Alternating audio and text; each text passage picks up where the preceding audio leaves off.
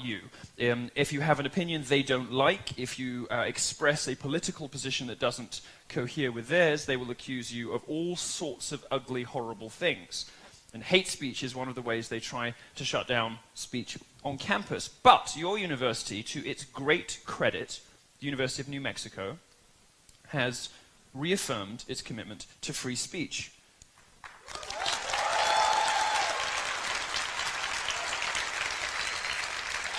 Not only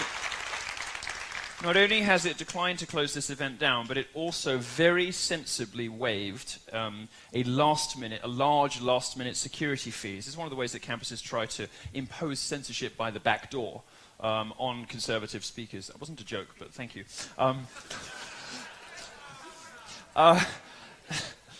It's one of the ways that they it's a slippery new way they have of trying to get rid of the speakers they don't like. You will never find a progressive, a liberal, a feminist, a Black Lives Matter, any of these speakers victim to last-minute thousands of dollars in security fees. It just doesn't happen. But when conservatives decide, or libertarians even, or gays with the wrong opinions even, anybody who doesn't like the crazy, batshit feminist left is invited onto campus. The students who do it will find themselves victim of these last-minute security fees. 5 days before the event, they'll say, yes, good luck with your event. By the way, $3,500 by Wednesday, or you can't graduate and the event won't happen. Anyway, this university very wisely, I think your acting president, your acting chancellor, very wisely rescinded that pending review of the entire policy. So it's, it's worth...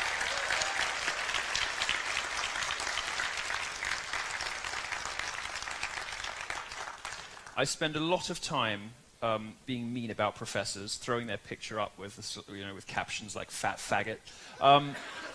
He was, but credit where it's due. You must always applaud people when they do things that are right. Now, many universities have blocked my shows from speaking, blocked me from speaking, but the $3,500, we're very happy, has been removed. Now, UNM knew the college Republicans had a slim chance of paying that fee since the college has already taken all their money through tuition fees. But something amazing happened. It was the acting president, and it was Chowki T. Abdallah, who,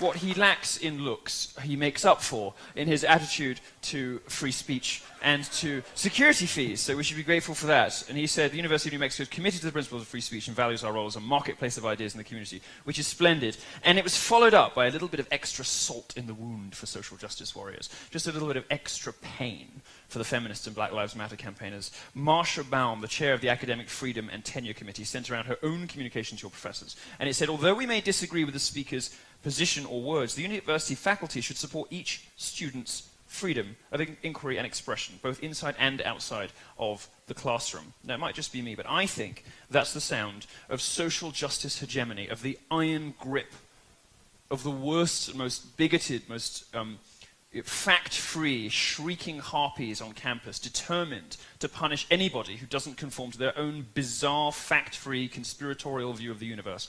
That sounds to me like their iron fist falling away. So congratulations, and you're welcome. We are making progress. We're making progress. 2017, as I predicted it at the beginning of 2016, 2017 is the year social justice fucking dies.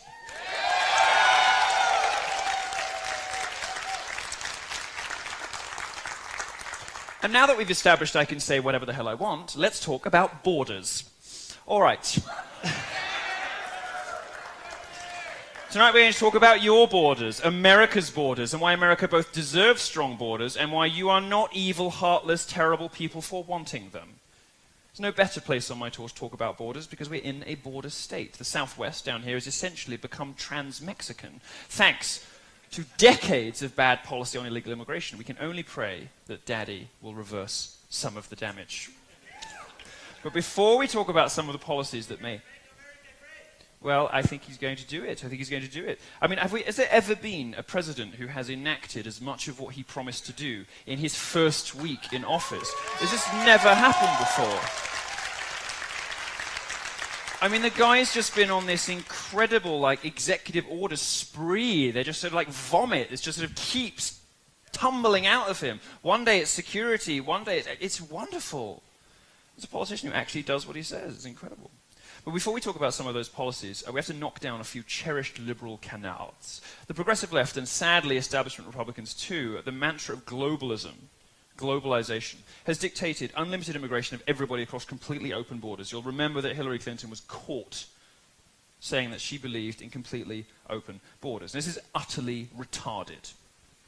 Completely stupid, not least because just because you share a border with a country geographically, you happen to be near them or next to them, why does it follow that the citizens of one country must be compelled to pay for the citizens of another?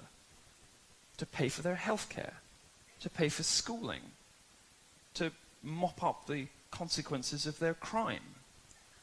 It's completely ludicrous. But it is it's become a sort of maxim in polite society, even for those with conservative politics, that if you don't agree that you should simply take care of anyone who happens to find themselves in your country, that you must somehow be racist. But this isn't you're right up there. But this isn't an issue of skin color. This is an issue of borders and of ideas and of what it means to be a country and of how... Are you all right, sweetheart? Do you need some Xanax? You seem to be very overexcited. There's a Q&A at the end. If you could save your boneheaded, obnoxious remarks for that, I'd be grateful.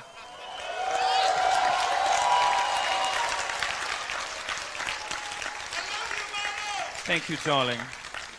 I'm perfectly happy for you to make an idiot of yourself later, but don't interrupt me or you'll be asked to leave.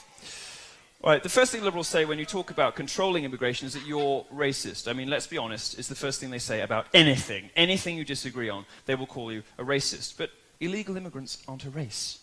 They're people who don't belong in your country. And we know that there's this sort of weird idea through this whole election that, talking about the fact that crime comes from a particular place has sort of racial overtones. Well, it doesn't, and here's a sort of dirty secret that I would like to reveal to you, Americans. Hispanics are white. I'm sorry to break it to you. Progressives in your country have done this weird job of breaking everyone down into categories, whether it's by sexuality, skin color, like whatever it is. They want to sort of break you all apart and set you against each other. Well, I'm from Europe, and let me tell you, Spaniards and Portuguese people, our neighbors in Europe would not be considered anything but white. It's an invention of the American psyche that these people, because they have a different culture and slightly different skin color, must be considered a special category. They're not. They're like you. They just belong somewhere else. And the idea that there's some sort of racial overtones to this comes out of this progressive insistence that any patriotism, any belief in the Constitution, America, American values, capitalism, property rights, freedom of speech, must necessarily be somehow to do with race. But they did that. You didn't do that. Republicans didn't do that. Libertarians didn't do that. The left did that. And the left did that as part of their insane and endless quest to divide people up. It always mystified me as a European why Americans buy this stuff about, oh no, I'm not white, I'm Latino. It's just weird, so get the fuck over it. Really, America. I mean, we don't have the same sort of racial conflict in Europe that you have here. We had slavery. By some measures, we invented it. We also brought it to an end sooner. But we don't have the kind of racial conflict in Britain that you have here. And part of the reason for that is that we haven't had a very strong progressive left element in the media and in politics constantly reminding people of how they're different and constantly race baiting. There are no Al Sharptons or Sean Kings or DeRay Mackesons in the United Kingdom. Because people understand in Britain that what you think and who you are is more important than your skin color. And it's very peculiar. It's very peculiar to me.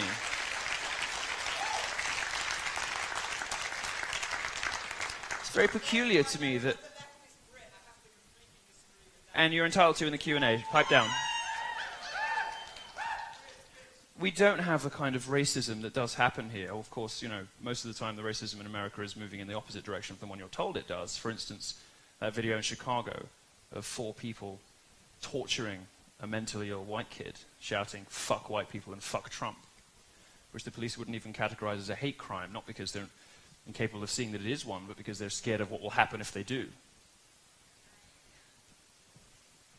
You're right up there. Somebody really should get you some pills. You should have some of the meth. But I wish that people would stop talking about racism unless they're actually talking about other races. In the same way that you should not extend civil rights frontier to cross-dressers and reserve it where it belongs for black people and the emancipation of black people, you should similarly keep discussions of racism for prejudice between races. Now, I'll tell you something else that isn't a race, that America is going to have to deal with in the next decade, and that is Islam. Now, Muslims can be from the Middle East, from Africa, and they can even be soulless gingers from the United Kingdom. Now, I wrote a piece about this, and nobody believed me at the time. Nobody thought I was telling the truth, and it was called Attack of the Ginger Jihadis. No, it's very true. There is, statistically, so we did a survey of the literature, because the think tanks know about this, but they won't tell you, and the police will nod at you if you're a journalist and sort of say, well, yeah, we have noticed that, but we can't tell you anything about it. Basically, people with red hair are vastly more likely to convert to radical Islam. So the technical explanation, the precise trend is white British converts to radical Islam are vastly disproportionately likely to be red-headed by an order of magnitude, like many, many multiples. And there are some, nobody really knows why it is. It could be that they get discriminated against, so they look for a club to be a part of, or it could be that gingers are just genetically predisposed toward terrorism. Nobody knows. But it's true, but they can look like this. You know, there's a sort of hook-handed cleric in England who has a sort of harem of ginger groupies you sometimes see on the news. Anyway, like any set of ideas, Islam is like a religion. As any set of ideas, it deserves to be scrutinized. Well, I have scrutinized it, and I have found it wanting. I have found it lacking. Everywhere there is Islam, you will find women oppressed. Everywhere there is Islam, you will find...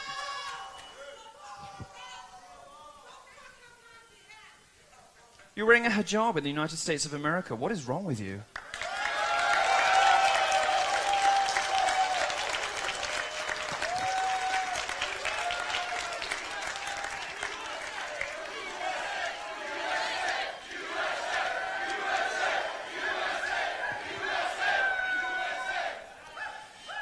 You see, they want to shout you down by saying, oh, what about me? I'm not so oppressed. Well, let's move on from women. If you don't care about female genital mutilation, don't care about forced marriages, don't care about acid thrown in the faces of your Islamic sisters, if you don't care about any of those things, fine. Let's talk about gays instead. In 12 Islamic countries, I could be killed for my sexuality. Is that okay? 100 million people live in countries where it is illegal to be homosexual. All of those countries are Islamic. This is not an ISIS thing. You know, you will see gays being thrown off the roof in ISIS-controlled territories. But this has nothing to do with terrorism. This is mainstream Muslim culture. Your religion does it everywhere your religion exists. It is a threat, an existential threat to gay people.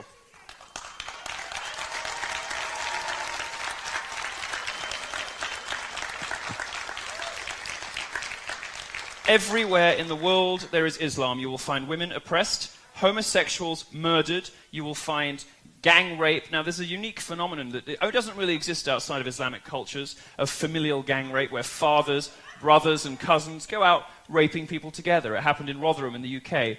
And the liberal establishment in the UK didn't investigate this because, according to a government report, not a far right-wing blog, according to a government report, 1,400 young girls were raped in racially or religiously, as you choose to define it, motivated crimes because both the police and the authorities were too scared of being called racist to intervene.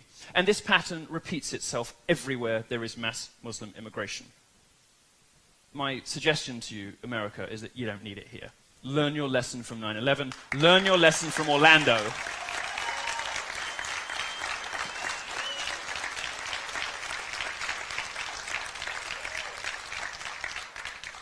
These socially regressive, see, they walk out when they don't like the facts. These socially regressive attitudes,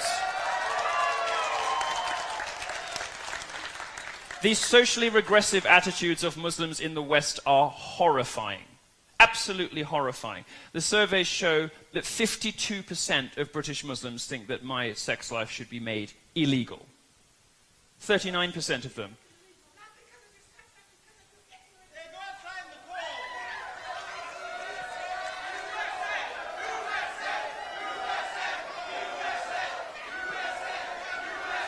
Why are you leaving?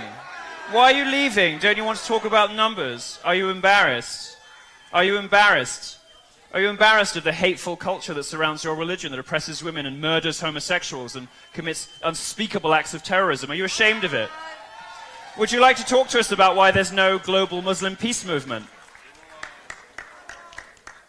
Because I hear lots of very upset people at my talks complaining about statistics they can't refute.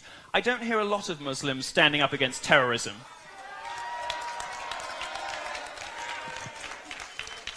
The problem is that, to give an example, Hillary Clinton took $140 million from Saudi Arabia. You can't really expect anyone in the Democrat Party to speak up about this stuff. And after Orlando, they didn't. And this guy was homegrown, and this is another very worrying thing. The Pakistani Muslims in the UK are becoming less integrated, not better integrated, as successive generations grow up. The UK now sends more fighters to ISIS than any other country, with the exception of Belgium, which has a huge Islamic radical problem. So there's something different. You know, you hear occasionally when people say, oh, well, the United States is a nation of immigrants. And the UK is a nation of immigrants. Well, yes, that's true to a point, but the immigration we have now looks a little different to the immigration from the past. And the Irish and the Italians who came in, many of whom, particularly in New York, they came here because they want to participate in the American dream. But Islamic immigration to Germany and to the UK, and I'm sorry to say it's beginning here too, and I come as a warning from Europe desperately trying to persuade you not to allow this to happen since you haven't learned your lesson from 9/11, and you haven't learned your lesson from Orlando, is don't allow these people to come here who do not wish to participate in the American dream and to make their lives better for themselves and for their families, but want to turn America into the shithole they came from. Don't do it.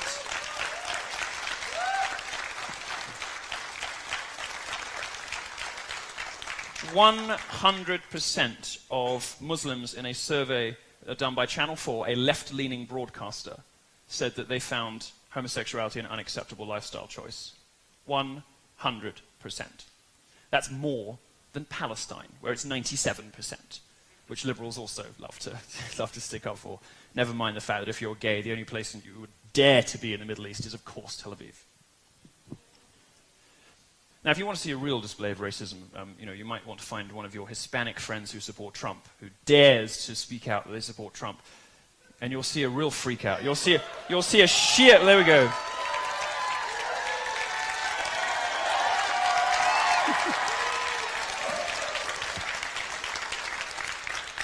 You will see from liberals sheer LaBeouf levels of spurging out when you discover a homosexual or Hispanic or a woman or heaven forfend, somebody black who likes Donald Trump. They'll be called all sorts of names, and believe me, I've been called all of them.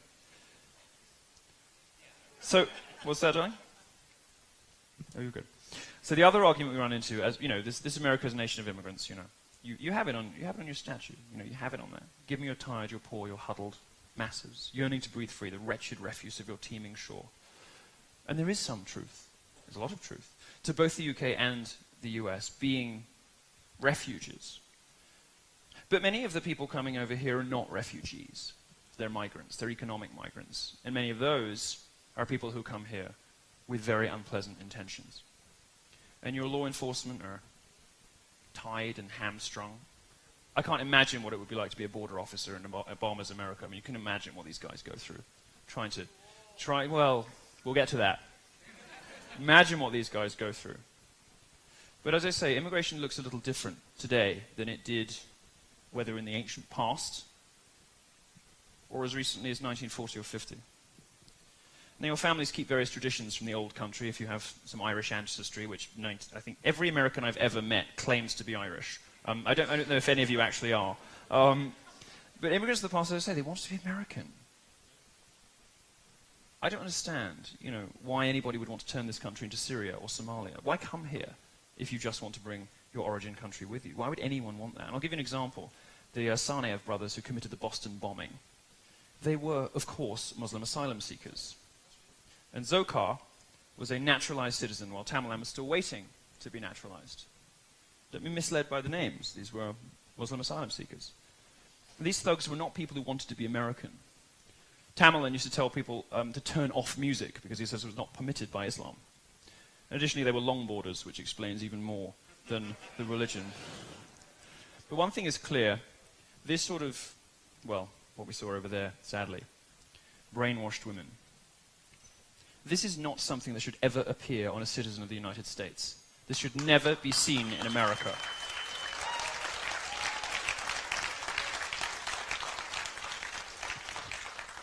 It's a symbol that the wearer has decided to stand back from American values, from the things that made this country extraordinary.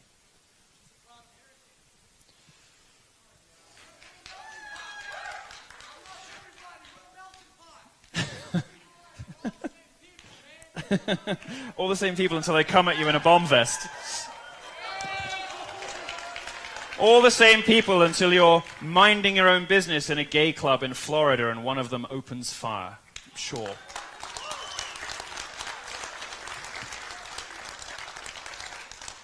Now, you're made to feel bad about a lot of this stuff by a spate of hate crime hoaxes. And there are dozens of examples of this. In fact, I did an article that a little while ago on Breitbart. We found 100 in the last 10 years of the hate crimes the media had really played up, in an attempt to make you feel bad, and the implication is that, somebody like you did this, and that's why we call you the names we do. And that's why you have to let us do all of the stuff that we want, because otherwise you're racist and you're saying that this is good. So whether it's, the lesbians who painted queers on their own garage, or the lesbians who carve things into their own arms and claim they were raped at music festivals who weren't. Or the lesbians, it is always lesbians, by the way. Very often lesbians. Or whether it is some of the Islamic hate crime hoaxes we've been seeing more recently. And these happen with alarming frequency. In fact, I've struggled to find, my research team has struggled to find a supposed hate crime against Muslims on an American college campus that did not turn out to be fake. I'll tell you about some of them. One student at the University of Louisiana admitted her attack was completely fabricated. She made the whole thing up because Trump supporters attacking a Muslim woman is simply believable to liberals fed a steady diet of hate by fake news. This is a rare instance of the lying media actually admitting that one of its cherished hate crimes was a hoax. Normally they just move on quickly and never mention it again. Yasmin Sawi, just 18 years old in New York City, made up a similar story. She said 3 men called her a terrorist and attacked her, telling her to get out of the country. Again, it was fake. But you won't read the corrections, you only read the outrage. And here's a brand new one that can't be blamed on Trump supporters because it took place in Austria. A 14-year-old girl claimed she was attacked and the evil white men tried to rip off her hijab on a train. The police revealed it to be a complete fabrication as well. And a little closer to home. Oh, we're still having trouble at the back. 3 down. 3 down. I think if you take the second left, the airport is just Actually, no, we don't want them there, do we? It's a bit of a problem, actually. I hadn't really thought this through. Across the Atlantic. Yes. A little closer to home at the University of New Mexico, a female Muslim student, freshman Lena Agard, told a similar story of suffering an attack at the hands of what she called a buff Trump supporter. This is what we know in journalism as a tautology, because of course all Trump supporters are by definition stronger, hotter, funnier, smarter, and more popular than everyone around them. Now, the interesting thing about this case is that the story was dropped by the media almost immediately as soon as it was reported. Now, normally they try and follow up, they try to find out the perpetrator, they do these sort of color pieces, she might have got a segment on CNN, but something happened, they just sort of dropped it. And we got in touch with a few of these journalists, and we couldn't work out why they dropped it, and they wouldn't tell us. I mean, it must have been a real incident, she said so. I'm not accusing you of lying exactly, Lena, but why is it that you found time to report this to the press, this harrowing crime you supposedly endured? You found time to report it to the press, but not to the police. Because when we checked, and when other journalists checked, it turned out that the only people who knew about this crime were left-wing journalists. The police had never heard of it, and they still haven't investigated it because she still hasn't reported it. Why would all these fake attacks be devised in such a way as to illustrate our differences?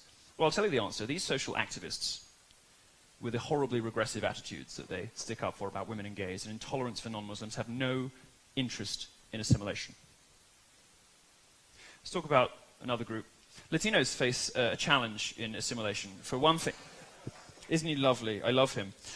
For one thing, their identity is confused. Now, my Hispanic friends are, are very frustrated with me on this subject because they insist, they've got this proud Latino identity. And the problem is that nobody can really tell me what this means. And I'm trying to ask them, what does it mean? And ultimately, it just boils down to where they think their parents came from. And I've worked out that it's because the left has told them, you're not white, you're a special group, so you get stuff. And if anyone's ever mean to you, it's because they're hateful, straight white male, misogynist, bigot, transphobe, call them out, sure. Trump supporter, and it's more of a crime when people do bad things to you than it is when you do it to a white person because, well, we don't know really, but it's quite a good idea to just sort of divide people up like this because then they will end up voting for us. And the way that you know this is a sort of invention of the left, and I sort of feel sorry for my Hispanic friends in this. The way you know it's an invention of the left is you ask people more probing questions about their identity, and you discover that this sort of Latino identity in the United States is almost entirely a sort of fabrication invented by the left, by academics and by journalists. This doesn't really mean anything. A 2011 Pew Research Center survey of Latinos in America showed that just 20% of them thought of themselves as American. Only 24% of them, though, thought of themselves as Latino. So immediately you got fewer than half of these, but they're really confused. And the remainder thought of themselves either a mixture or whatever they thought they might have come from ultimately, and they didn't all know whether that was, whether it was Mexico or Brazil. According to this survey, saying Latino is a bit like saying LGBT or whatever letters they've added this week. Gays and lesbians don't like being lumped together because we don't think alike at all, but people still do it, to say nothing of the offensive association with mentally ill cross-dressers. But Latinos, according to that survey, 7 out of 10 Latinos don't believe there is a common Latino culture, because the whole thing is a liberal confection. And the other challenge we have with Latinos is language. The book We Wanted Workers by George Borjas makes the argument that recent immigrants are learning English more slowly than previous immigrants, thanks to the rise of ethnic enclaves, sort of ethnic ghettos. This is the Islam problem again. The multiculturalism project. The idea that we should divide everybody up, split them all up, let them just do their own thing in their own areas.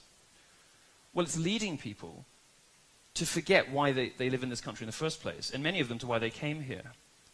It's not breeding good Americans, it's not breeding good citizens. And before you start thinking this is from a right-wing think tank or an evil right-wing blog, Borjas is a professor at Harvard, which is not exactly a hotbed of conservatism, and he is, of course, a Cuban immigrant as well. Immigrant Latinos are assimilating more slowly than they used to, thanks to progressive political policies. And part of the reason for that is, what are you doing back there? There's a very strange set of noises. You seem to, are you trans hyena?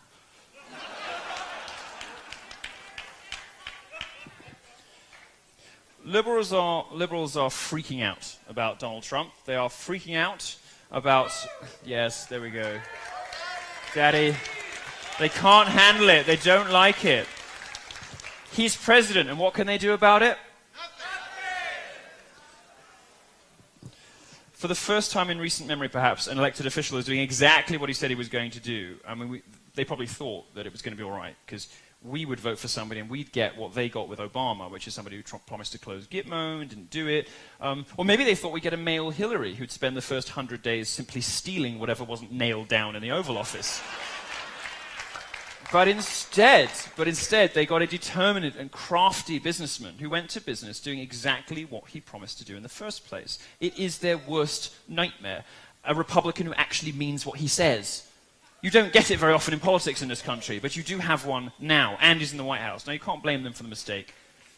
The mainstream media called him a charlatan. Establishment Republican cucks promised he was a leftist Democrat in disguise, but instead, he's daddy, and he's making America great again. Like any good businessman, the Donald knows that a one-size-fits-all solution fixes nothing. So he's addressing immigration problems in a number of different ways. Trump is about to put into place the temporary ban he promised on immigration of any sort from selected Middle Eastern and African nations like Syria and Somalia. And I can tell you, I'm not a citizen here, but I'm a visitor here, long-term visitor.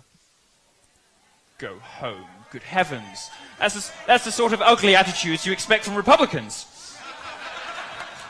Some people find things like that quite offensive.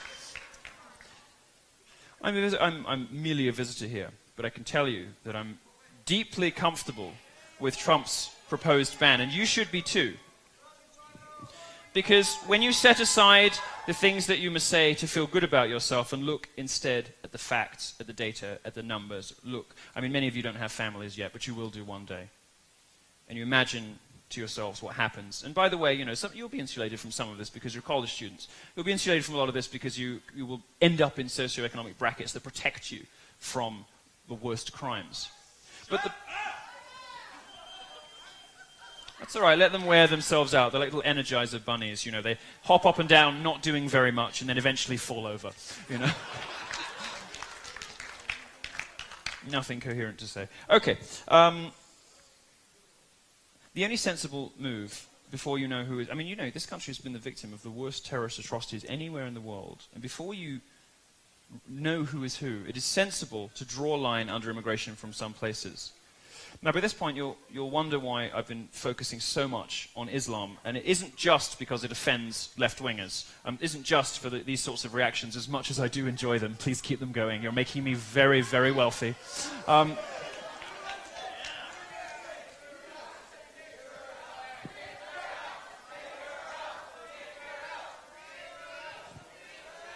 I don't think they realize that this heats my pool. My God, what is that hat? Darling, we need a fashion check over there. What is... Oh, good heavens. What is that? Pink and yellow? Good Lord. I know that the first time you got a TV it was in black and white, but the rest of life is in living color, and this is not okay.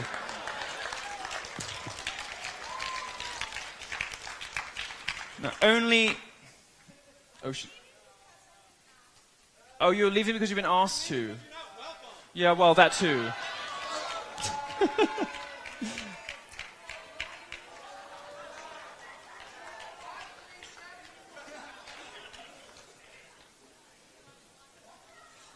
Isn't it sad what happens to women who don't have sex? It's awful. It's awful. No, I feel for her because I'm a compassionate person. I'm a Christian, or at least I try. I feel for her. It can only be 5, 6, 7 years before she's found dead, stinking of cat piss. I feel for her. Poor little lamb. Now, I don't just dwell on the subject of Islam because it offends liberals, although that is a wonderful side effect. However, I do enjoy that, and we will just carry on, but I think we should look at some data. So it turns out, on extensive number crunching, that yes, Muslims do blow things up more than other people.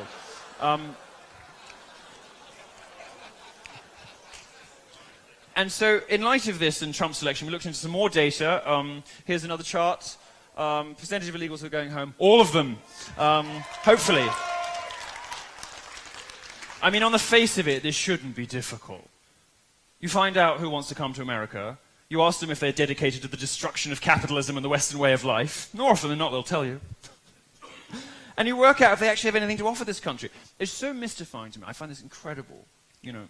This is, and I know I always say this, and I don't just say it for the nice reactions, but I really do mean it. Coming from Europe, I'm so overawed by this country. It is the greatest nation in the history of human civilization. It is wonderful.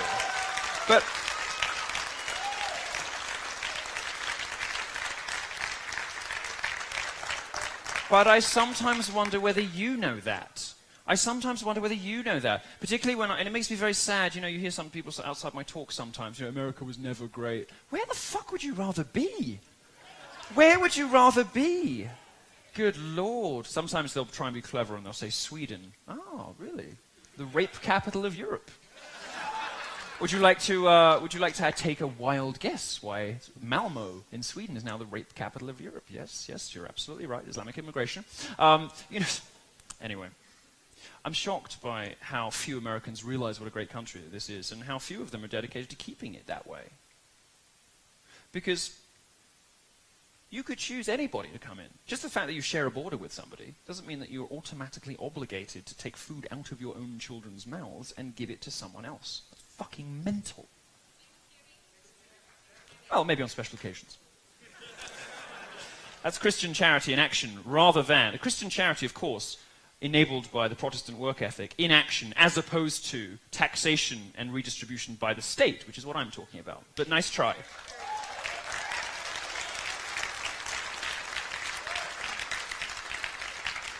I think sooner or later they're just going to give it up. But it mystifies me why Americans have sort of accepted. I think I know what it is. I think it's basically that your parents' generation of Republicans are spineless cunts.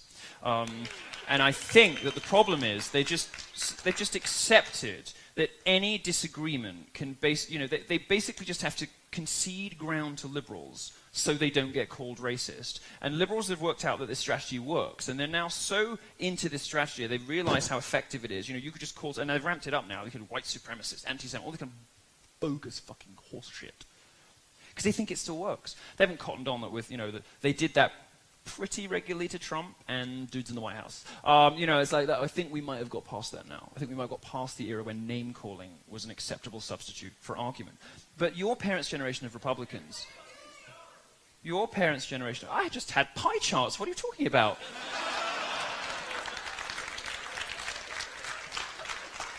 Your parents' generation of Republicans conceded almost every major issue because they didn't want to get called names by the left. And people are sometimes, they sometimes accuse me of name-calling, which is a horrible allegation. My response to them is, well, first I do try to keep, unlike the conspiratorial social justice left, do try to keep the main thrust of my speeches and journalism closely anchored to the facts. But second of all, you guys have been lying to and lying about Republicans, calling them racist, sexist, homophobic, and all manner of other ludicrous allegations for 30 years, and you deserve some of it back once in a while.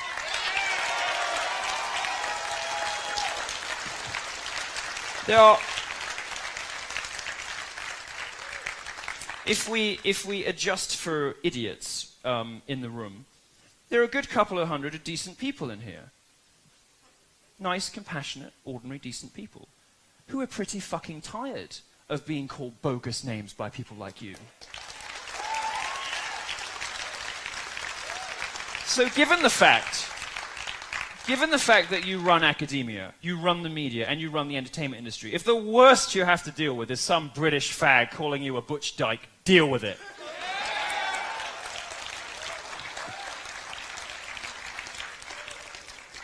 Now, liberals have forgotten that old phrase, those who cannot remember the past are condemned to repeat it. They don't have to know history to understand the threats to their own countries from immigration of all kinds.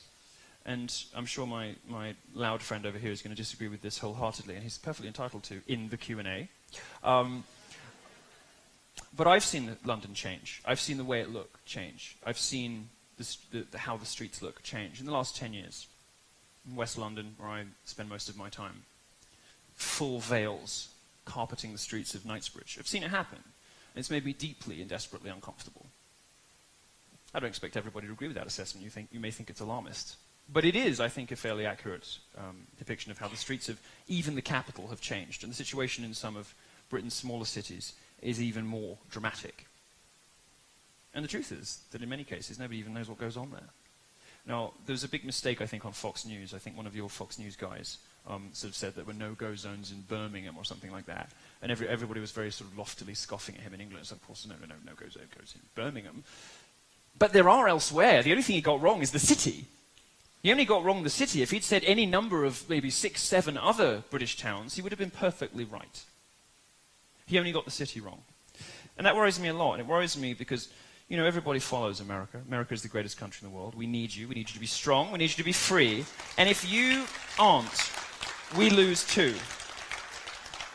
Some Americans are egotistical enough. I'm sorry to tell you, the Constitution is pretty fucking great. But, it's not enough on its own. A piece of paper is not enough on its own. Don't think that you can import millions of people who do not share your values and expect your own history to affect how they behave when they get here. Fuck all that. Deus vult. Now, Paris used to be the jewel in Europe's crown. It's a very beautiful city, if you've ever been to Europe. London's obviously the best city in the world, by far. New York, give me a break.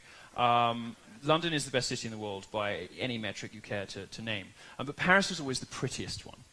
You know, Paris is the jewel, because Paris is a planned city. London's so ancient, you know. There's all these different areas, and you can walk, you know, for sort of 10 minutes and go through ghettos to, like, glittering high-rises, office blocks, luxury building, whatever.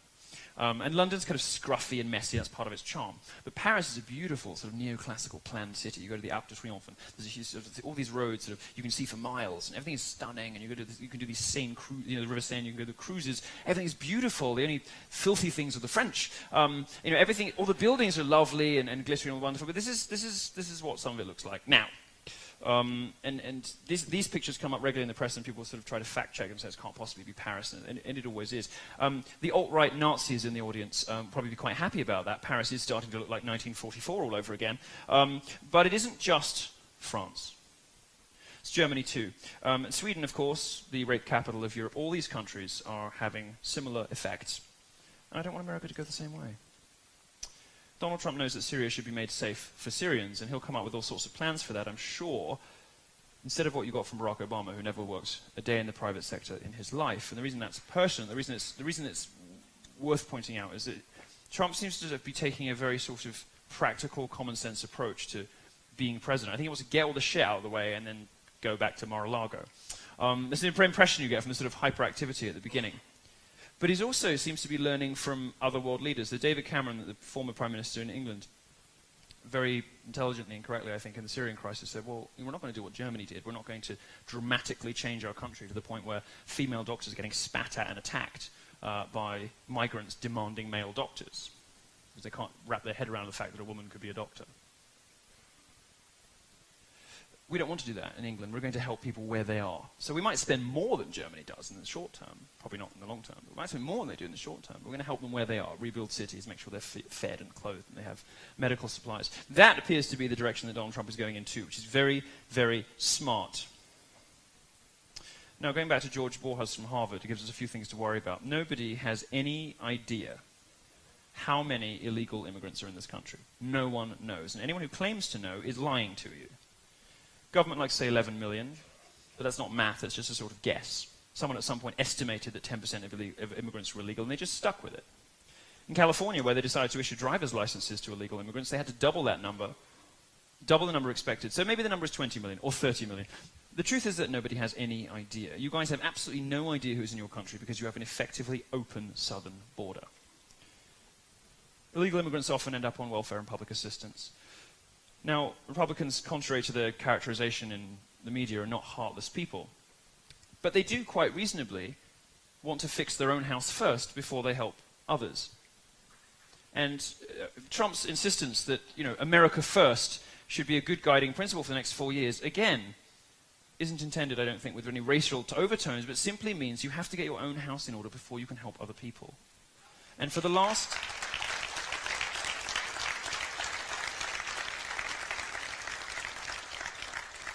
For the last 15 years, the working classes in America have seen their living standards effectively stagnate. I spoke about this last night, Colorado Springs. Things haven't really got any better for large swathes of the American population. For about 15 years, thanks to inflation. The Liberals have been able to claim that things are getting better because the median household income is going up. But in real terms, people can't buy any more stuff than they could 15 years ago.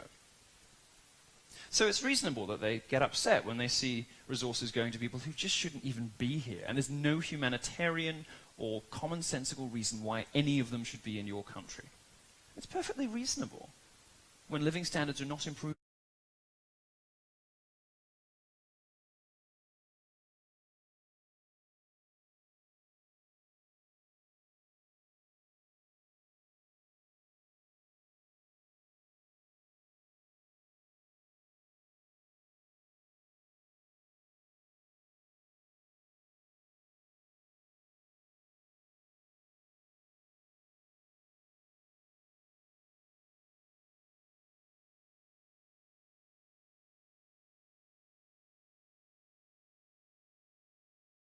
Community in America, keeping wages down and actually just keeping them out of jobs altogether.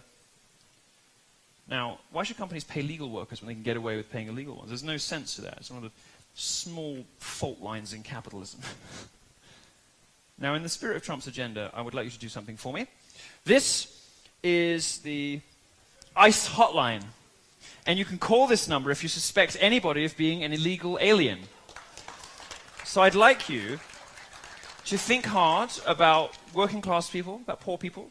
Think hard about the disabled who are desperately in need of state care. Think hard about students at public universities in need of federal funding.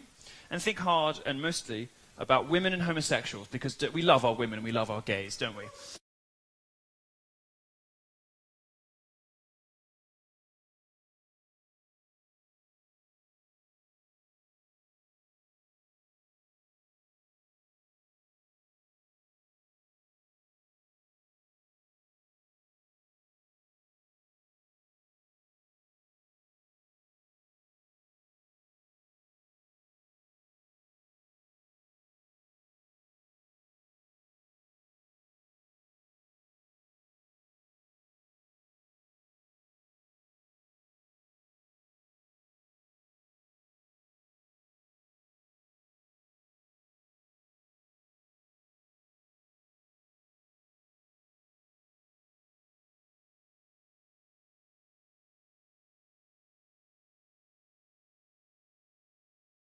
Misled by my outfit this evening. I have not been appointed the head of Homeland Security yet.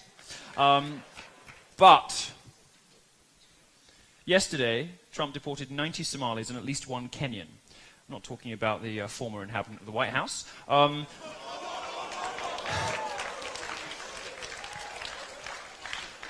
as for the Somalians, you're probably expecting me to make a black dick joke, but I'd have to be pretty drunk, even I would have to be pretty drunk, to go home with a pirate.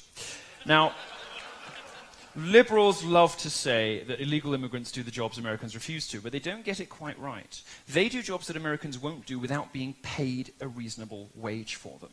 And I'll share a case study with you. Meat packing is not just a euphemism for butt sex. It's also about the dirtiest job you can do. Animals dying, a sea of blood and gore, rancid smells. It's a bit like the DNC. Now, I would pass out within the first 5 minutes of my first shift. All of you should pray to God and thank your parents that you're in college instead of a meatpacking plant. It is exactly the type of jobs that liberals say only illegals will do. Well, a decade ago, and nobody really knows about this case, they were proven entirely wrong. A meatpacking company called Swift & Co. was raided by the government, who swooped in on 6 of their facilities, and 1,300 workers were taken and removed because they did not have papers to work. So what did Swift & Co. do? Well, they raised wages and hired Americans. Legal migrants, all kinds of documented workers got jobs. There is no job too dirty for an American to do. There are only wages too low, driven down by illegal immigration, globalization, and all of the other things the Democrats and the establishment Republicans want to bring into this country. I could talk all night about jobs, finances, and government programs, but you're mostly young and you have no idea yet how badly you were screwed by previous generations. You will find out later in life. One thing you should care about is crime. And illegals bring it in huge amounts, no matter what Vocative and Mike and BuzzFeed and, well, not Gawker anymore, but the New York Times and the Washington Post will tell you. The FBI's National Gang Report from 2013 documented that in the southwestern border region, gangs consisting of up to 80% illegal aliens were committing crimes including drug offenses, weapons trafficking, human trafficking, prostitution, extortion, robbery, auto theft, assault, homicide, racketeering, and money laundering. You are not under any obligation to let these people into your country.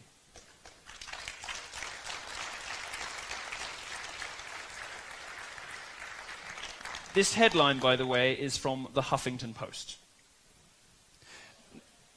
You'll hear people say that illegals commit less crime. You'll sometimes hear places like the Huffington Post say that illegals commit less crime than Americans, so all this talk of rapists and murderers from Trump is dumb. Well, you can crunch the numbers a number of different ways, but here's how I think about that.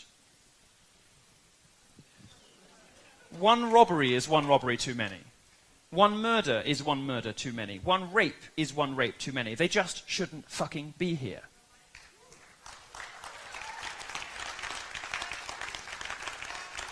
Now, just like talking about economic statistics will bore you, talking about crime statistics will bore you too, and you can look up, you're perfectly capable, perfectly able to look them up yourself. What doesn't bore anyone is putting a face on Americans who've been killed by illegal aliens. There are Americans who didn't need to die, who ought to be alive today.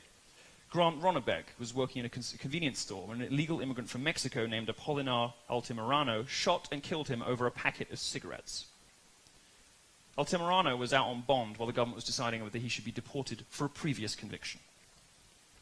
Jamil Shaw was murdered by an illegal alien and gang member, Pedro Espinoza. The attack was completely unprovoked, according to the police. Espinoza was released from jail for assault with a deadly weapon just a day before this murder. Shaylee Estes was killed by Igor Zubko, a Russian illegal immigrant. He kidnapped her and killed her. The police caught him before he could get on a plane to San Francisco. He was going there because the sanctuary law cities would have prevented his deportation. Sanctuary cities are an interesting problem for Trump, although it's one that he seems to be fixing quite well already. Big cities suck up a lot of cash from the federal government, basically for big government boondoggles. They don't seem to do very much good with the money. San Francisco is a perfect example of that. But Donald is smarter than the liberal mayors who are telling him that they refuse to obey the law. He has plans to expose just how bad sanctuary policies are. He's going to have a list published every week listing the crimes committed by illegal aliens. And if you think those cases are bad,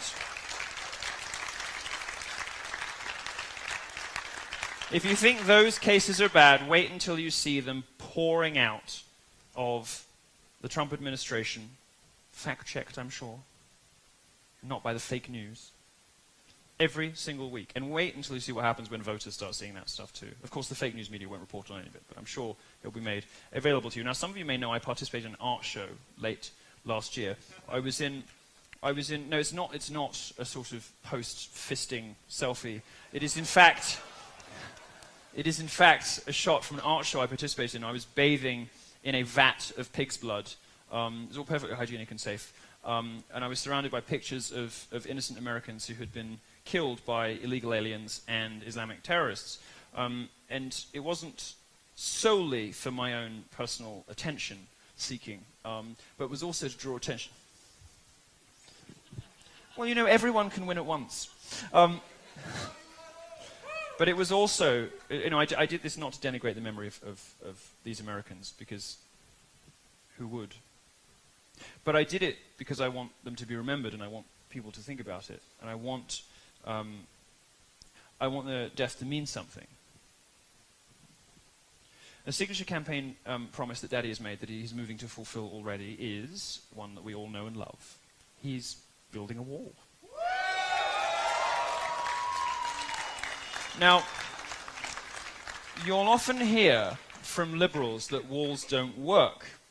So I encourage you to think of the example of a country that the left has only just discovered it cares about, and only because a couple of Pepe avatars on the internet decided to make a few jokes.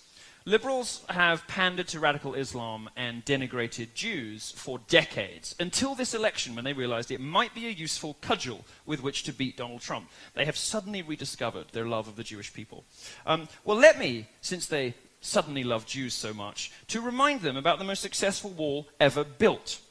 And it's this. By the way, it works wonderfully. And Trump's wall will greatly diminish the flow of illegal aliens. There are people who claim the wall physically cannot be built, but give me a break. This is America. You can build whatever you want. You built the Panama Canal using steam shovels and hard labor. I'm sure you can put up a few miles of wall. And the cost is a rounding error compared to Obamacare. If you don't think Donald Trump can get Mexico to pay for it, think again. Mexico is governed by career politicians, and just like most countries, just like he did here, Trump will eat them alive. Speaking of walls, we have a few legal hurdles to cross before I'm allowed to do this, but I'm intending to head down to El Paso tomorrow and just get started. I'm going to take my crew.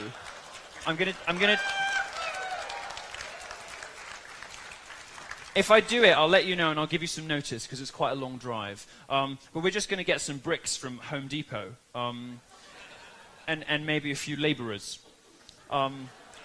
We'll give them the bill for the bricks afterwards. We're going to get some bricks and some concrete. I'm going to get two types of bricks so I can put T's in it, all the way. And then, if we do a good enough job, they can just sort of carry on where we started off. So I'll let you know if we get round to it. Look, every country deserves to have control of its own border and decide who's allowed to come in. Wanting this doesn't make you racist, doesn't make you evil, or even particularly conservative. America is blessed to have two big oceans on either side. And Canada to the north, which I understand is a sort of culturally barren, snowy wasteland full of moose and transgender 6-year-olds. But it has a large border to the south that must be controlled if America is to flourish. The millennial generation, in many respects, has been put in a very unfortunate position. We are expected, everyone in this room, to clean up the mistakes of previous generations. In foreign policy, in trade, the economy, and in immigration. But if we can do it, we can cast aside ludicrous allegations of racism from the progressive left and vote for common sense, as many of you already did in November, then perhaps things will get better. And similarly, if you can remember to... I'm only a visitor here, as I mentioned earlier, but I admire your country enormously. And I think that when America, it is true, one of the things the neocons used to say that I think was fair and was true, is that when America is strong, the rest of the world is strong. We need you. Because if we don't have you, the options are China and Russia. Not good. So I encourage you, implore you, this has been a contention.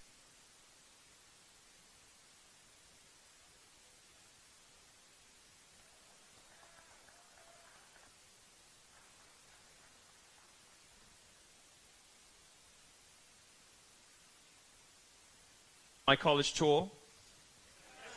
Go back like a voice from the heavens. It's been some of the strongest language that I have ever used on a college campus. But I did it because I want you to understand how serious the subject is and because I want you to feel confident, comfortable, happy, reassured that merely insisting that a country must be a country and a country is not a country unless it has borders and that the benefits of immigration are far from universally positive and in fact have really, really hurt a lot of Americans for a very long time. And that Donald Trump building his wall and taking a more sensible approach to the number of people that you let in particular, I beg you for, on behalf of women homosexuals, don't do it. Don't become Germany, because if you do, America is done for. But I think there's a brighter future ahead than that. I think you're going to do it. It's sort of amazing to me this country elected Donald Trump. Everybody's still kind of, really? But you did it. But you did it. And it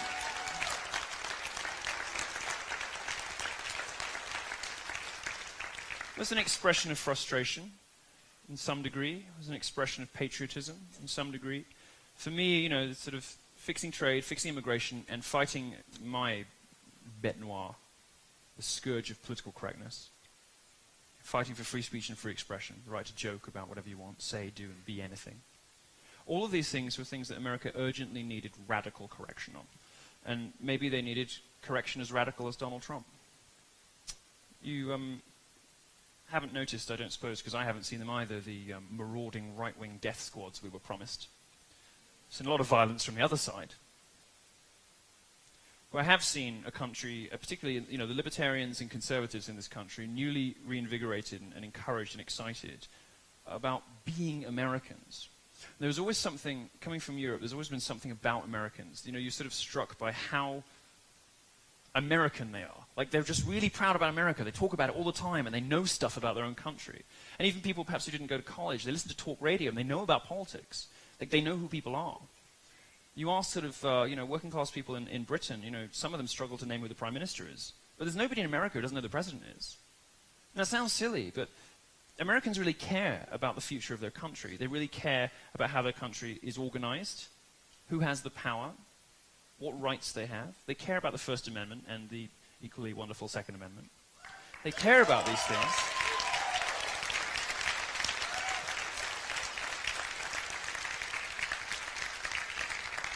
For a while, it looked like you were about to go off a precipice. For a while, it looked as though you were about to go rogue. But you did claw it back. Thank you for listening to what I know for some people has been uncomfortable. But there is nothing to be ashamed of in being proud of your support for Donald Trump. There's nothing to be ashamed of in the way that you cast your vote in the last election. And there is everything to be proud and hopeful about the future. Thank you very much.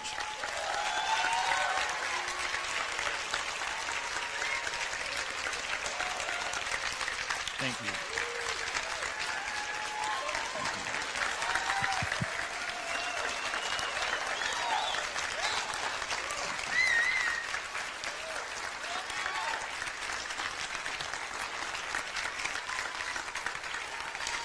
Thank you. Thank you. I don't know if I'm going to be allowed some questions. Maybe Andrew will tell me.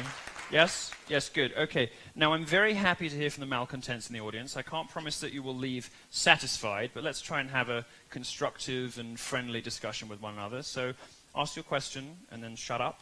And I will try to give you as best answer I can. It may not satisfy you. Let's listen to them respectfully. You know, and if somebody says something really, really colossally thick, then we will allow ourselves a brief laugh before we return to the good manners and etiquette for which conservatives are so rightly around the world known. Now, what's the instructions? We have to come up here? No? No? I want to pick people. Okay, raise your hands. Raise your hands. Well, you don't necessarily get what you want just by yelling for it. You're enthusiastic, the lady up here. I will come all the way around, I promise. Lady up here. Yeah. Oh gosh, wow. Hey. Hi. Hi, Milo. Okay, so I wanted to hear about your opinion on freedom of speech. Obviously, this has been an issue for our campus. Yes. Quite recently, Donald Trump tweeted out something about giving people potential jail time if they burn the flag.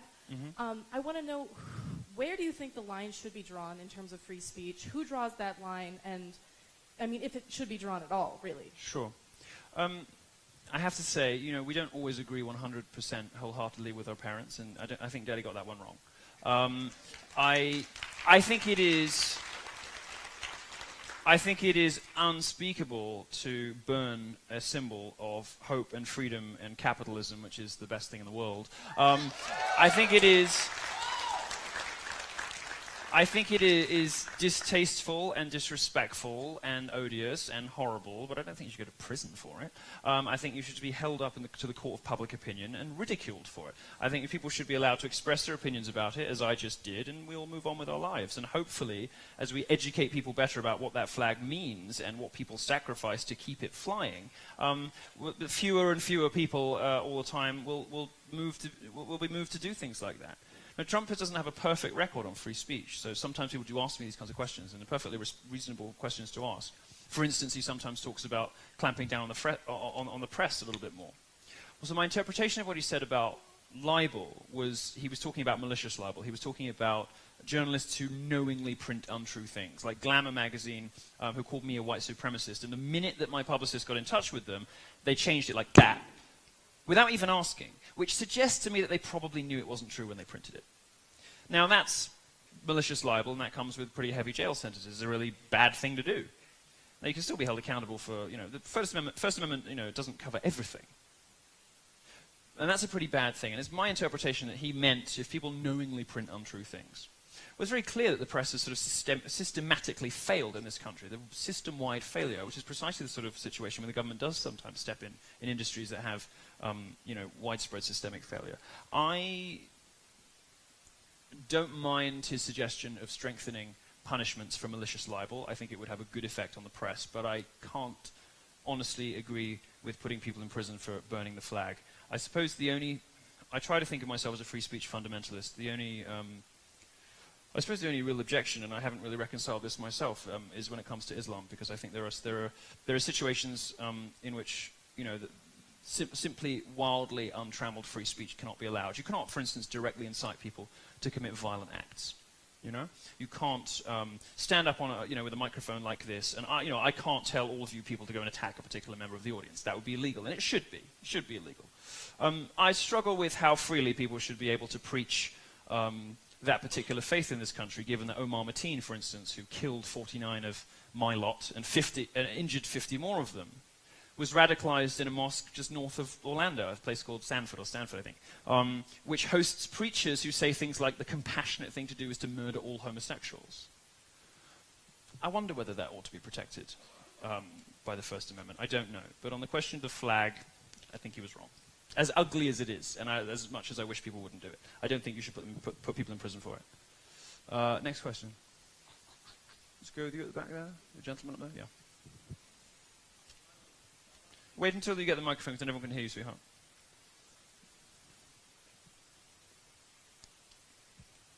Hey, Milo. I want to thank you from the bottom of my heart for protecting the First Amendment. Well, thank you. It really matters, you know, and a lot of people who live in this country don't realize that it does, and they don't know why it does, because they don't realize that freedom doesn't just get inherited. You have to fight for it with every single generation. You know, you have to re-earn it every single generation. A lot of Americans don't seem to get that.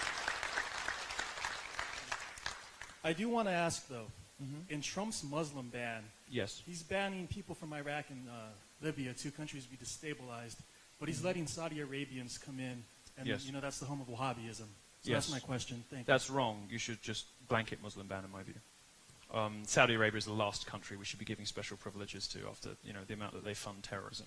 Saudi Arabia is, you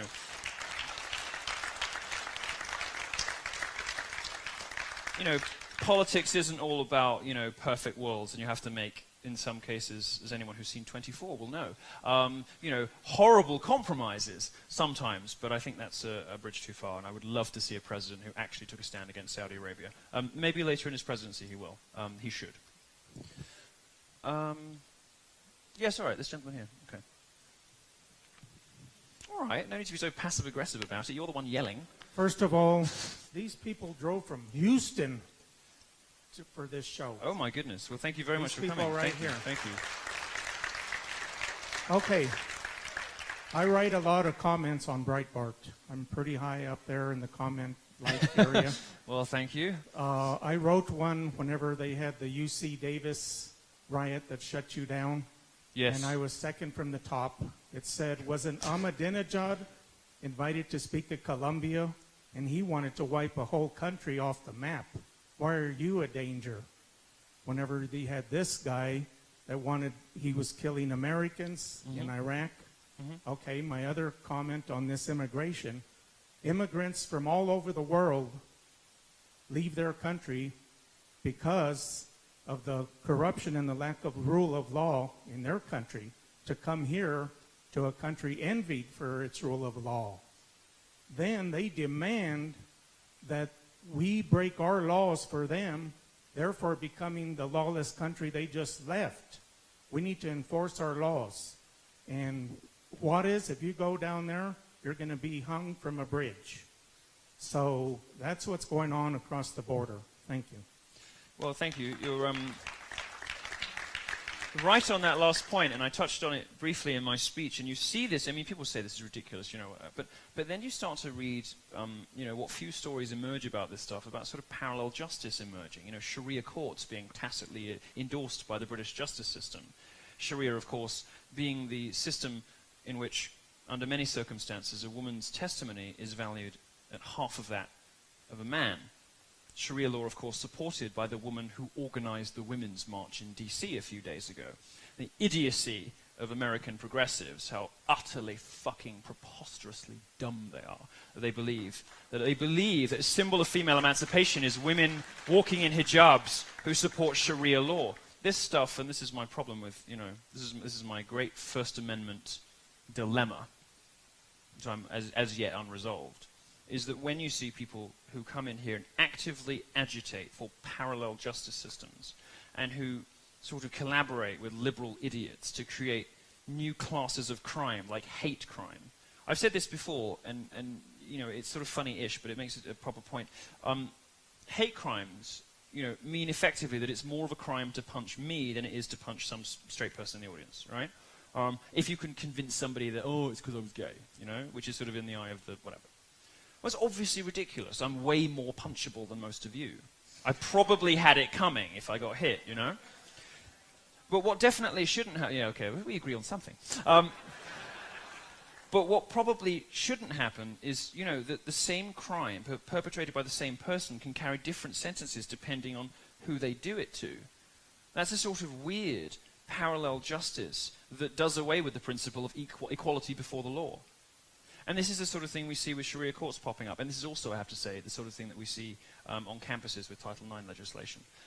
And so, you know, it's a wider problem than just an immigrant problem. It is a problem with the way that progressives see the world, casting out reason and fairness and equality and logic in favor of identity politics.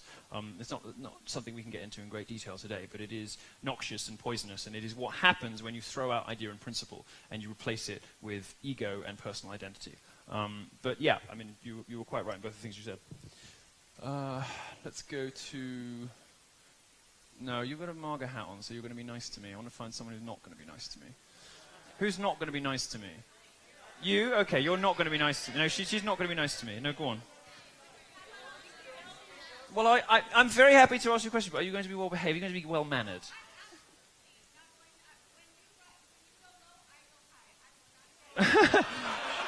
What, like this whole talk? Oh, snap.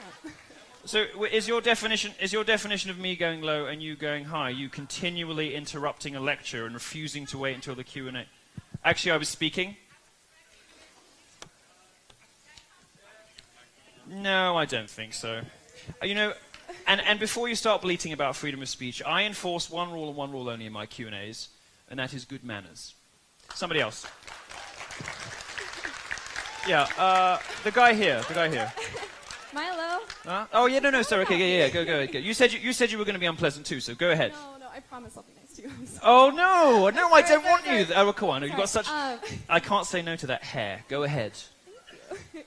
So my brother and I actually flew in from Las Vegas, Nevada to see you, and it's really great to be here. So well, thank you very much. Thank you. So, great to be here. So, just 2 questions. Will we ever see you meet Daddy? Or...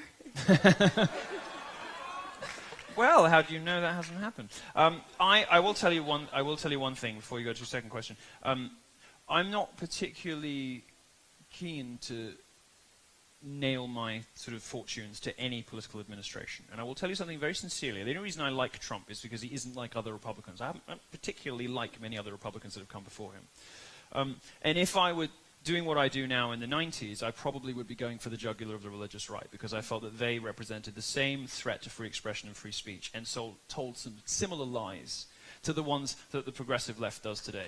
They were saying then that video games and music could turn you into a violent person. Now the progressive left is saying video games can make you sexist and a rapist. I mean, both of these propositions are ludicrous and unsupported by any evidence whatsoever. What I like about Trump is he's sort of blowing up all of that. And so I don't feel an urge to, I don't sort of crave proximity to power, and I don't feel an urge, I prefer money, and I don't feel an urge to sort of pin my fortunes to a particular political administration, but obviously many people in his circle are good friends. So that kind of being said, it kind of answers the second question, but would we ever see you run for a position in... God, no, are you kidding me? You think I'd survive as a politician? No, there's so many skeletons in my closet, that's why I had to get out of it. Thank you, Milo. That's why I had to leave. One more. Oh, 2 more. Okay, fine. No, it's not for me. I don't like politicians at all, and I don't like politics. Let's do... I'm not really interested in politics. You have a lot of people pointing at you, so let's do it. Yeah, don't be proud of that hat. Just stand up and ask your question.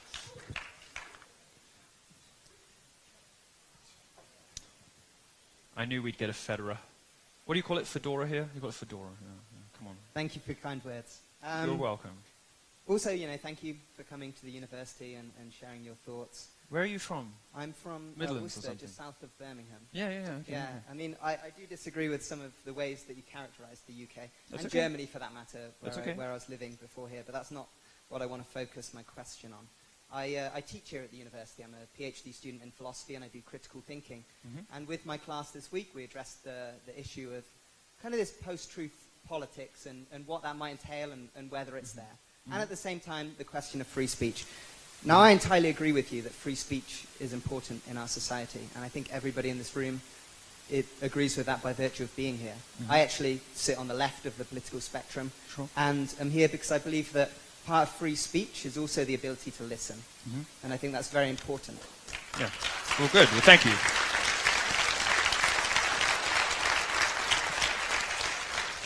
The angry young lady up here could learn a thing or two. Perhaps you should enroll for your classes.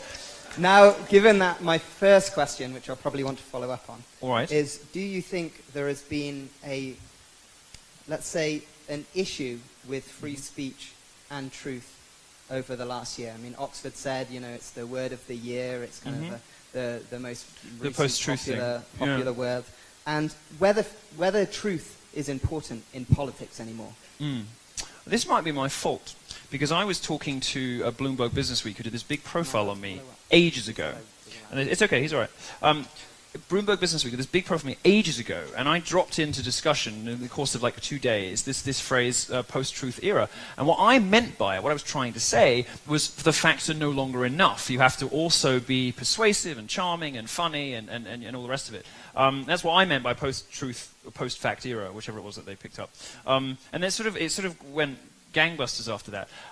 Certainly there seem to be two emerging sets of truths in America, and they're split fairly evenly down political lines, aren't they? And it's quite disturbing in some ways to sort of see the different versions of the universe described by, let's say, the New York Times and Breitbart, for instance. I do think that there's been a problem with truth, but I'm unconvinced that it is the conservative or libertarian side of the argument that has the problem. I think that the conspiratorial mythologizing about campus rape culture and the wage gap, the imperviousness to reason and fact that the progressive left has demonstrated over the last 30 years, is far more of a risk to democracy and to the pursuit of truth than anything that Trump has done in the last year. I think that, race baiting, mixing up statistics, selectively quoting statistics, lying about individual cases, and misreporting for ideological reasons around Black Lives Matter, the police, and race, has done far more damage to America than Donald Trump sort of vacillating on various things. So I think there's been a sort of bifurcation in Americans and the sort of news sources, the people they trust and where they get their news from, which is ultimately not going to be particularly helpful for the pursuit of truth or for democracy. But I think it's still, it's fake news is still primarily perpetrated by the left. Given that, may I ask a couple of questions to you? Why don't you do one, because then somebody else can have a chance. Yeah, so pick your best one. Pick your best one, and then I'll move on to someone else. Whilst I don't want to disagree that the left also reports on fake news and focuses on certain statistics and not others, which is why I attempt to read everything in a world that's increasingly impossible to do that. But it puts you in the minority on your side of the political divide, so you must get some fair credit for that. Focusing, I guess, on your paper that you work for. Now, if the CIA came to us and said, and I do want to pose this to everybody in the room, and I'm more than open for a different interpretation, but if the CIA came to us and they said 97% of us agree that ISIS has developed a weapon that could wipe out, vast portions of America and destabilize our ecosystem for the next generations to come, would we want to do something about that? And you know what I'm getting at with this question? Is this climate change? Precisely. Right. So we have 97% of the scientific community. Be nice. Be nice. Yeah. I'm perfectly happy. And I would love to hear your response on this. I believe in a political spectrum we can have this. But when 97% of scientists say this, and then the Trump administration removes any question of climate change from the website and says that that's not an issue they want to address for the future. I can say there are different political issues that I understand ways of solving it. I understand the question. That they can do that, but if they erase that discussion, I get really worried for even having a family in the future. And I'd love to hear your response. Thank you. Thank you. Well, I don't have a problem with the Trump administration focusing away from environmental issues about which the United States can do nothing compared to China, and towards things like trade and immigration, focusing on things that matter rather than identity politics. I was very happy to see the gay bit of the White House website disappear. We're doing fine. We're doing fine. Focus on stuff that actually matters. Help the rest of the country fix the fucking economy, and make sure that people can be, do, and say whatever they want. So I wasn't worried about seeing climate change disappear, because there's not a huge amount that America can really do about it with China and India anyway. As to your question, you're sort of invoking a lot of authorities there. So if the CIA said that 97%, well, you hit upon something interesting. I saw a video of somebody I wouldn't expect to agree with under normal circumstances, of Glenn Greenwald on the BBC, sort of completely confounding this reporter by saying, yes, intelligence agencies have bias. Intelligence agencies sometimes go on political crusades. Intelligence agencies sometimes lie. Shocking, I know. And I think we have this habit, and it's increasingly, I think, a good thing that we're breaking out of this habit of just believing what people tell us if they hold particular positions, and we don't dig any deeper. Well, I worked for a climate change NGO in Germany for over a year. And I was there when the IPCC reports were being drafted. I was there in Bali for Al Gore's speech. Saw him land in his private jet with his retinue of 7 I think they were Tahoes. Were they Tahoes? Maybe they were Suburbans. 7 of them, green-fingered Al Gore. I was there for all of that. And I saw the level of politics over science that actually goes on. And I was in the room with scientists who gerrymandered numbers to fit political agendas. And I have to tell you, if 97% of any group tells me that something is the case, that makes me deeply suspicious. Because 97% is way too many. No issue is agreed upon by 97% of people. Nothing. Not elections, nothing. When 97... All right, well, let's say contentious hypotheses or, matters for discussion, sure, okay. But when something like climate change, which is in no sense settled, 97% of scientists is actually a cause for suspicion and alarm for me. And indeed, we know from University of East Anglia and all kinds of other things, just how many obfuscations and manipulations have been made in climate data. The problem is that your side, if I can put it like that, made a PR error in selling climate change to people. You were hysterical about it. It was like a religion. And, well, it's like the problem is that when you're so hysterical and when you punish people for disagreeing, and this is where the free speech element comes in, when you ridicule and punish people for stepping outside of the progressive orthodoxy, when you turn people into laughingstocks or cost them their jobs because they don't agree with you about something, you start to lose sympathy. That's what the progressive left...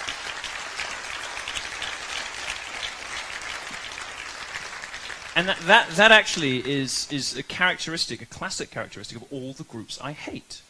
Black Lives Matter do it. Feminists do it. In fact, feminists have lost. Fewer than 1 in 5 American women now call themselves a feminist. Why? Because they're such cunts. Not because most women don't want to get into the statistics about campus rape. They don't care. But they just know that they don't want to be like those feminists because they quite like a boyfriend one day and ugh. So, the problem is you goofed up trying to sell this to the public because you've bullied them instead of persuading them. And the situation now is that people simply don't believe the established authorities that are supposed to be there to tell us things. And that situation has replicated itself across society. And that, I think, is a more interesting way of looking at sort of post-truth, post-fact societies. That breakdown of trust and belief in authority structures. That is the fault of no one but those authority structures themselves. Politicians have fucked themselves. The media has fucked itself. Higher education has fucked itself. And scientists have fucked themselves. The only people who believe scientists uncritically now are left-wing journalists. That's a real problem. And I can tell you... you were quick to invoke your own life experience, living in Germany, coming from England, and disagreeing with my characterizations. Well, I can tell you from working in a climate change NGO, I don't trust those cunts as far as I can throw them. I think we can do one more. Let's do... Yeah, all right. Sorry? Hello, darling. Who's going to be mean to me? Who's going to be mean? Do you promise to be mean? You're going to be mean? Okay, the guy in the blue shirt. There we go. What? Okay. He's over there. Now, he's promised to be vicious. I expect to be satisfied by the end of this. Don't threaten me with a good time. Kidding. So you actually hit on the political establishment around the globe. I'm sorry, I'm not going to be mean, but I do have a question which ties into that answer. Could you speak up for us? my question ties into the answer which you just gave about the political correctness around the globe. With the vote against establishment Brits with Brexit, the increase in the number of elected right-wing politicians in Germany against Angela Merkel's immigration policies, and now the election of Donald Trump, where do you see the global perception of political correctness heading, and how do you see it as a global unspoken revolt against governments and how they've gone too far with telling people how to live? It wasn't a mean question at all. I'm sorry. I feel very let down. It's like ordering a blonde hooker and something ginger showing up. We've all been there. Well, I'm very... Did you say there's a ginger over there? Oh, God. You should back away slowly and check his pockets. If you see his phone ringing mysteriously, or he comes home one day with friends called Abdullah and Hussein, you need to start keeping a close eye on him. He's in a risk category. I'm very happy to see voters in the UK and in the US soundly and enthusiastically reject establishment, globalist elites and authorities. Very happy about that. They're right to do so. They're right on most of the issues too, by the way. I mean, the progressive left is this sort of great cultural hegemony from the left, and they've sort of forgotten how to argue, and they've wandered themselves into really ludicrous positions with these strange definitions of racism, these strange definitions of sexism, the lies they tell about people, the lies they tell to people all the time. It's very worrying, and they deserve a good kick in the teeth. I worry a little bit about some of the populist movements in Europe. So I think, Brexit, fine. There's no racist party in England. That was destroyed when Nick Griffin went on the BBC, so the BNP is gone. UKIP is a perfectly respectable, reasonable, good party, and Nigel Farage is awesome. And Brexit was a thoroughly good thing, and Trump's election is a good thing. But I do wonder, and it's not something I pay a huge amount of attention to, because it's sort of outside my area of interest. I do wonder how much the movements like AfD in Germany and Front National in France are based on high-minded ideals, like sort of a Republican dedication to the Constitution, and how much of it might be racially charged. So I don't know the answer to that question. I'm a little bit more hesitant encouraging and celebrating Marine Le Pen, for instance, than I am Donald Trump. Well, would that be nice? Would that be nice? So I don't know. I sort of think that the political revolution, I'd quite like to see it stop. I'd quite like to see it sort of finish up where it is. I know that many of my colleagues at Breitbart won't agree with that, and they have very, very persuasive and powerful arguments, and they will probably end up convincing me, and if you ask me in 6 months, I'll probably have a different view on this. One of the reasons we're opening an office in France is to better educate the rest of us. So I don't know for sure, but I have a feeling that the ones that are completely defensible have happened already. What I now want to see, and this is what you guys are here for, is now that you have been emboldened, and now you're able to say and do what you want under a Trump administration, now you are energized and sort of reignited in your passion for freedom of speech, capitalism, property rights, and all the kind of stuff that made this country awesome. Now that you've got all that stuff, MILO hates freedom. Trump hates freedom. Deportations are unfreedom.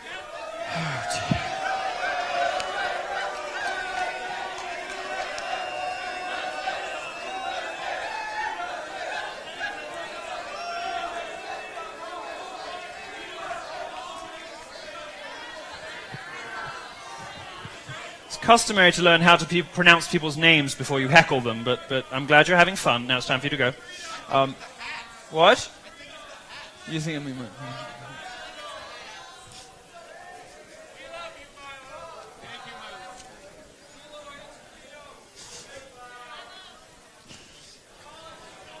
Is he sort of...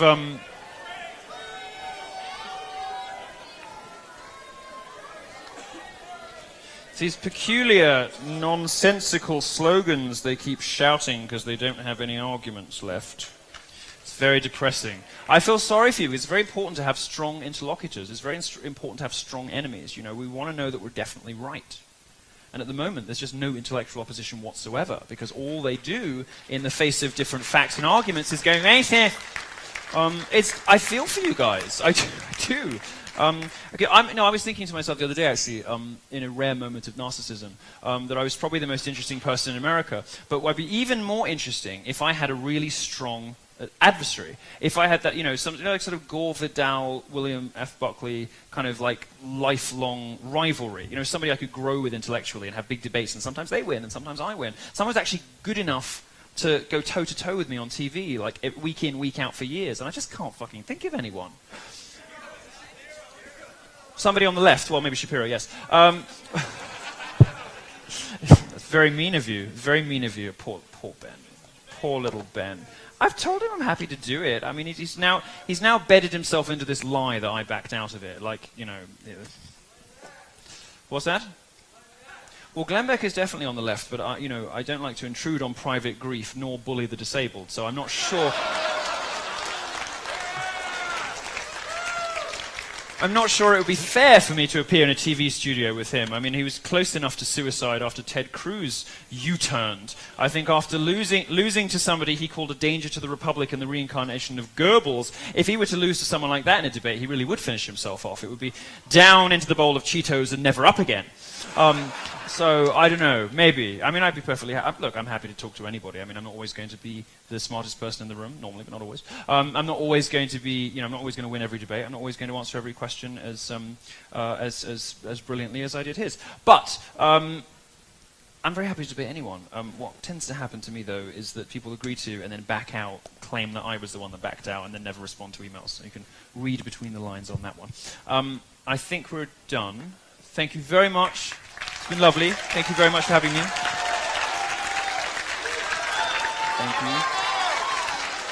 Thank you. Ladies and gentlemen, if you could please stay at your seats for just a moment for us. Please stay at your seats. Thank you.